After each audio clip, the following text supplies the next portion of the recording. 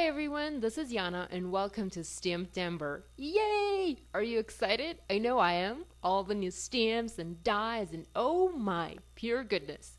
So today I have a rather simple stamped card to share with you. I recently moved and I'm still missing like half of my supplies, so the card that I'm sharing today is going to be very basic. Nonetheless, I have a fun trick to share and I'm hoping you're going to love it. Anyhow, I'm going to do a painted-like ombre stamped background look using just one clear stamp and 3 colors of ink from Simon. So the stamp set that I'm going to be using today is called Basic Stripes. And to tell the truth, the simpler the stamp set or the die set is, the more uses there are out there for that set. So this one has a bunch of stripes in different width, and you can stamp these vertically, horizontally, diagonally, you can stamp a plaid background, and so much more. Now, what I like about this stamp set the most is the ability to create a regular striped look. Here's a little sample that I have here to explain what exactly I have in mind. And this is just another card background done using one of the stripe stamps from this set. This was done using stamp number 2 in this set. I'm going to be using the larger stripe, like stripe number 1, for the card that I'll be sharing in this video. So the fun thing about using individual stripes is that you can build your own background. You can make these stripes irregular, you can make them a little bit curvy and not straight. You can do a whole lot with a single stripe stamp. I'm a huge fan of geometric backgrounds, and one of my favorite background stamps is actually a white background stripe stamp from Simon. I've used it on many different cards, but with the stamp that I'm using today, I can easily achieve a much, different look, a sort of like a painted look, an irregular look, a messy and playful look. So don't look at these stripes as just stripes. There are just so much more to them. Okay, other than that, I'm going to be using the Oh Happy Day, a stamp and die set, and I've actually already stamped and die cut several feathers using Simon inks, and also stamped a die cut a little smile sentiment for my card. Finally, I also have a card base, and this is actually an A2 top folding card base by Simon. So let's start stamping. Now the trick with clear unmounted stamps like these, like narrow stripes, is it's often hard to mount them straight onto a clear block. And that got me thinking, there's actually no need to place them straight. Add a little bit of a curve to this stamp when mounting it onto your clear block. If you're using a stripe that isn't as wide, it's actually going to be a little easier to add a curve or several curves to it to make it look a little bit different. So place your stamp onto your clear block, add a little bit of a curve, ink it up, and stamp.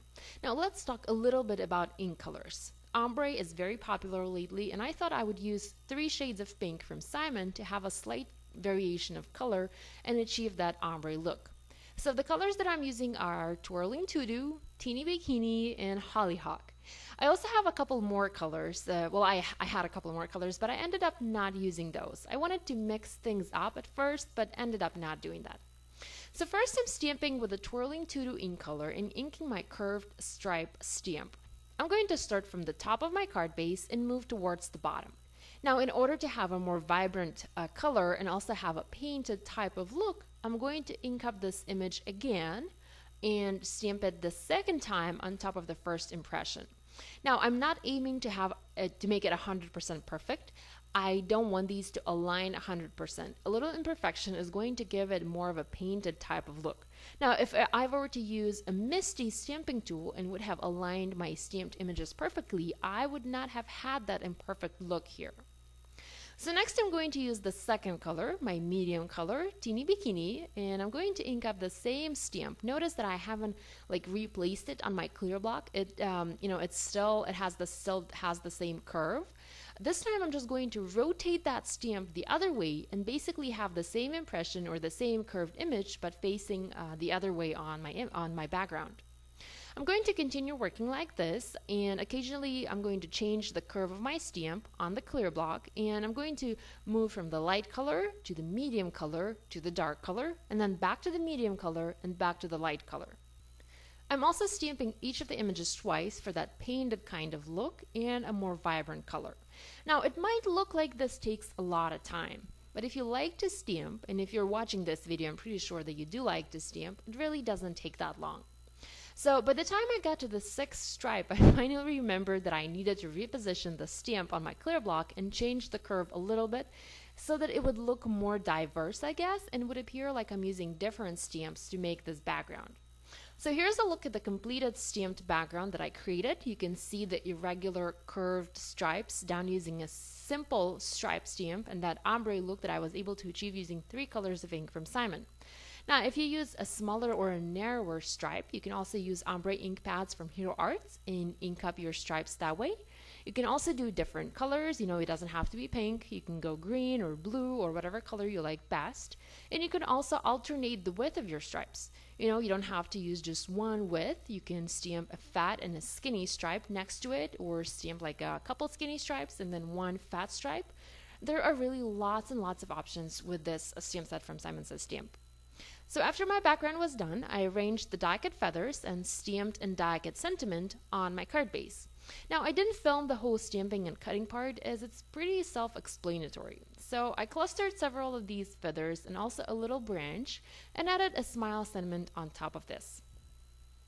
To dress up this card, I used a few gold self-adhesive sequins from Crate Paper, and I'll have a link to this embellishment set in my video description and also on my blog with the rest of the supplies that I used for this card if you want to take a closer look and check those products out.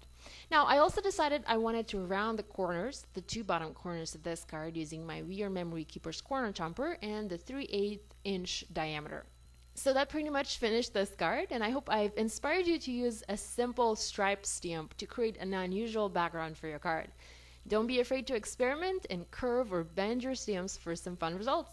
If you'd like to see more videos using products from Simon Says Stamp, be sure to check out the link you see on the screen. And if you're new to my channel, please subscribe. I have new card making videos coming out every week. Thanks so much for watching. I'll see you next time. Bye!